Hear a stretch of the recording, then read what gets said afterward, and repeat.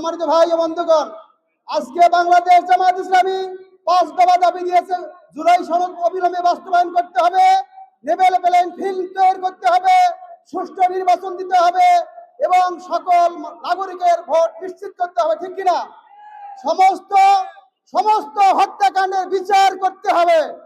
আজকে বাংলাদেশে যত অন্যায়ভাবে হত্যা করা হয়েছে, আমাদের ভাইদেরকে, আলেমদেরকে, শ্রমিকদেরকে, মেহনতি জনতাকে, প্রত্যেকটা হত্যাকাণ্ডের বিচার না হওয়া পর্যন্ত বাংলাদেশে কোনো নির্বাচন করতে দেওয়া হবে না, হবে না, হবে না। সম্মানিত ভাই ও বন্ধুগণ, আগামীতে বাংলাদেশ জামাত ইসলামীর পক্ষে দাঁড়িপাল্লায় মার্কায় ভোট দিয়ে বাংলাদেশ জামাত ইসলামীকে সংসদে প্রেরণ করে দিয়ে বাংলাদেশ শ্রমিক কল্যাণ তাদের পাশে থেকে এই জমিনে ইসলামী হুকুমত প্রতিষ্ঠিত না হওয়া পর্যন্ত আমাদের আন্দোলন সংগ্রাম অব্যাহত থাকবে ইনশাআল্লাহ।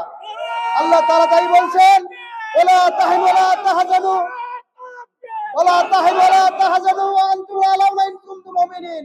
তোমাদের কোনো ভয় নাই, তোমাদের কোনো চিন্তা নাই। আল্লাহ তাআলা সত্য দিয়েছেন একটি, যদি তোমরা মুমিন হও। আমরা কি মুমিন হব? আমরা সকল মানুষ ইসলামী আন্দোলনে ছায়াত হয়ে আসলো, কিন্তু আমি মুক্তি পেলাম না।